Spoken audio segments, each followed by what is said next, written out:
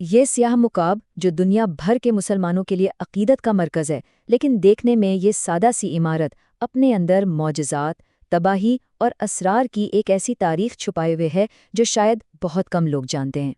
تو پھر سوال یہ ہے کہ آخر اس پتھر کے مکعب کی کہانی ہے کیا؟ اس کی خاموش دیواروں کے پیچھے کون سی داستانیں دفن ہیں؟ یہ کہانی ہے معجزات کی، بار بار ہونے والی تباہی کی، اور ایک ایسے گہرے تعلق کی جو اسے سیدھا کائنات کے اصولوں سے جوڑتا ہے۔ چلیں مل کر اس راز سے پردہ اٹھاتے ہیں۔ اس کہانی کا آغاز ہوتا ہے ہزاروں سال پہلے کعبہ کی پہلی بنیادوں سے۔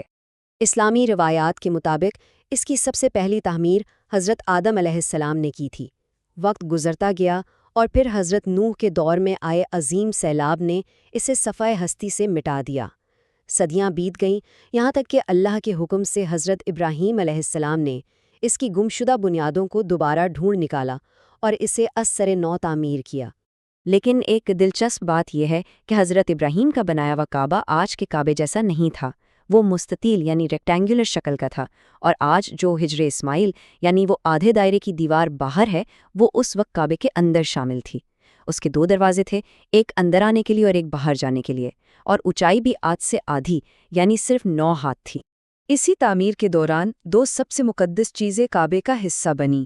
ایک تو حجر اسود، جنت سے آیا وہ پتھر جو اصل میں دودھ سے زیادہ سفید تھا، اور دوسرا مقام ابراہیم، یعنی وہ پتھر جس پر کھڑے ہو کر حضرت ابراہیم نے دیواریں اٹھائیں اور اس پر ان کے قدموں کے نشان ہمیشہ کے لیے ثبت ہو گئے۔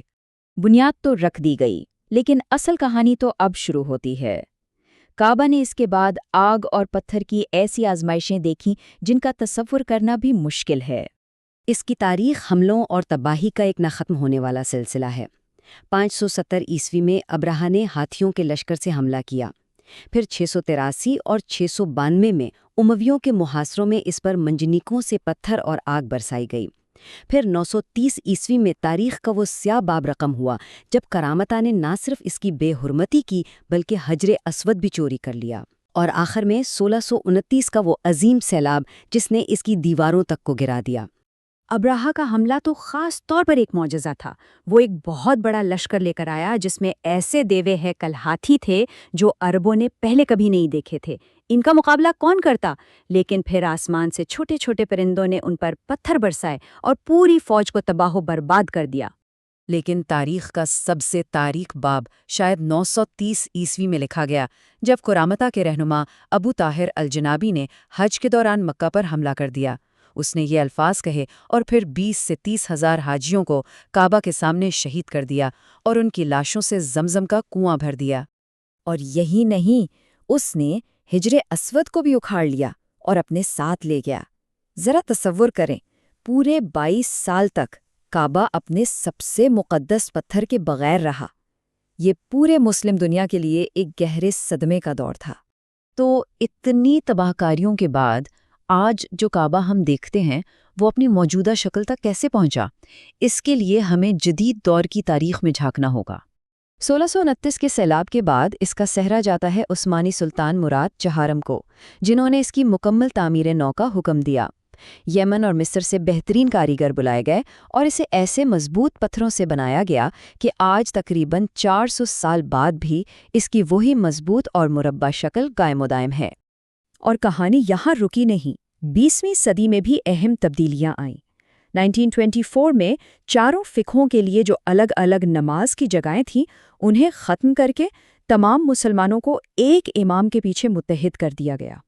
اور پھر 1979 کا وہ واقعہ جب کچھ شدت پسندوں نے مسجد الحرام پر قبضہ کر لیا، جس کے بعد 2 ہفتوں کے طویل اور خونی آپریشن کے بعد ہی اسے آزاد کروایا جا سکا۔ اب تک ہم نے اس کی طبعی تاریخ کی بات کی، لیکن کعبہ صرف پتھروں کی ایک عمارت نہیں ہے۔ اس کا ایک بہت گہرا روحانی اور آپ کہہ سکتے ہیں کائناتی مطلب بھی ہے۔ اس گہرے مطلب کو سمجھنے کی چابی ہے طواف کی رسم میں، یعنی کعبہ کے گرد گھڑی کی مخالف سمت کاؤنٹر کلاک وائز 7 چکر لگانا۔ اور یہاں ایک حیران کن بات سامنے آتی ہے، کائنات کی ہر چیز، چھوٹے سے چھوٹے ایٹم میں الیکٹران سے لے کر سورج کے گرد گھومتے سیاروں تک، اور یہاں تک کہ ہماری پوری کہکشاں سب کچھ گھڑی کے مخالف سمت میں ہی گھوم رہا ہے۔ گویا جب کوئی طواف کرتا ہے تو وہ صرف ایک عمارت کے گرد نہیں بلکہ پوری کائنات کی حرکت کے ساتھ ہم آہنگ ہو جاتا ہے۔ اب ذرا اس نمبر کو دیکھیں، 1.618۔ اسے کہتے ہیں گولڈن ریشو یا سنہری نسبت۔ تو اس کا کعبہ سے کیا تعلق؟ کچھ محققین کا دعویٰ ہے کہ اگر کعبہ سے زمین کے قطب جنوبی اور قطب شمالی کے فاصلے کی نسبت نکالی جائے تو جواب یہی 1.618 آتا ہے۔ یہ وہی سنہری نسبت ہے جو کائنات کی خوبصورت ترین چیزوں میں پھول کی پتیوں سے لے کر کہکشاؤں کی ساخت تک میں پائی جاتی ہے۔ لیکن ان تمام تاریخی اور کائناتی حقائق سے بھی بڑھ کر ایک اور گہری حقیقت ہے۔ پیغمبر اسلام حضرت محمد صلی اللہ علیہ وآلہ وسلم نے ایک بار کعبہ کو مخاطب کر کے فرمایا، اے کعبہ تو بہت پاک ہے، لیکن ایک مومن کے دل کی حرمت اللہ کے نزدیک تجھ سے بھی کہیں زیادہ ہے۔ اس کا مطلب یہ ہوا کہ اصل روحانی مرکز یہ پتھر کی عمارت نہیں بلکہ ایک زندہ انسان کا دل ہے۔ تو سوال یہ پیدا ہوتا ہے کہ اگر کعبہ اس دنیا کا دل ہے تو پھر ہماری پوری کائنات کا اصل مرکز کیا ہو سکتا ہے؟ یہ ایک ایسا سوال ہے جو ہمیں سوچنے پر مجبور کرتا ہے۔